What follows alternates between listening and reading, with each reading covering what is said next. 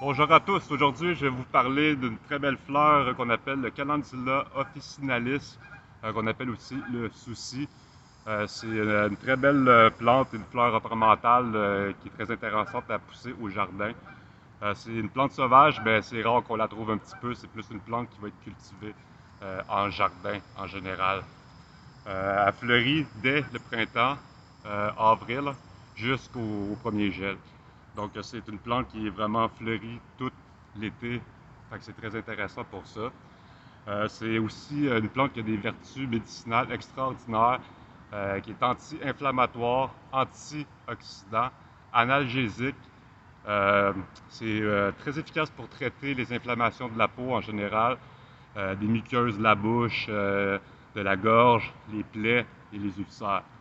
En voie interne, c'est bon pour traiter aussi, on traitait la jaunisse avec ça. C'est aussi pour soulager les douleurs menstruelles, régulariser aussi le cycle menstruel, combattre les infections, les inflammations du système digestif, les spasmes gastriques, intestinaux, etc.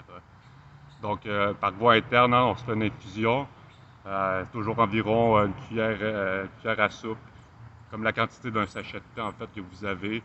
Et puis, par voie externe, comme je vous dis, c'est bon pour traiter les blessures, les plaies, les infections cutanées, soulager l'eczéma et les conjonctivites aussi. Donc, vous faites, mettons, une décoction, vous faites bouillir sur tous les pétales de la feuille, on va retrouver ses grandes propriétés. Vous faites bouillir 10-15 minutes. Après ça, vous imbibez un linge en cataplasme et vous le mettez sur la région où vous êtes blessé, il y a une douleur ou une infection cutanée quelconque. Donc, en cataplasme sur la peau, c'est très efficace. Puis, on y va environ, si on veut faire un traitement, c'est environ 3 tasses par jour pendant 2 semaines. Si on veut vraiment aller pour des guérisons un peu plus par rapport au système digestif ou de la peau.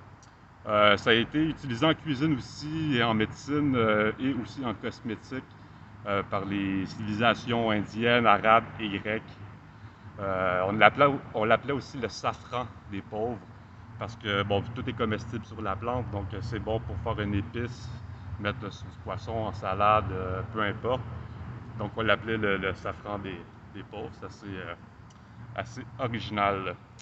Puis ça contient beaucoup de saponine aussi, donc ça a une excellente activité antivirale sur le corps et beaucoup de polysaccharides aussi qui stimulent beaucoup l'immunostimulatoire en fait, et très bon pour le système immunitaire.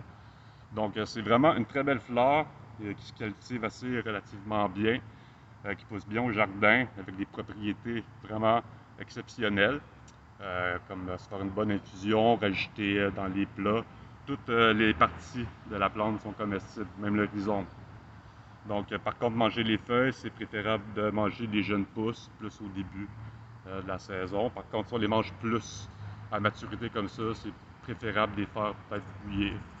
Donc, voilà pour la calendula.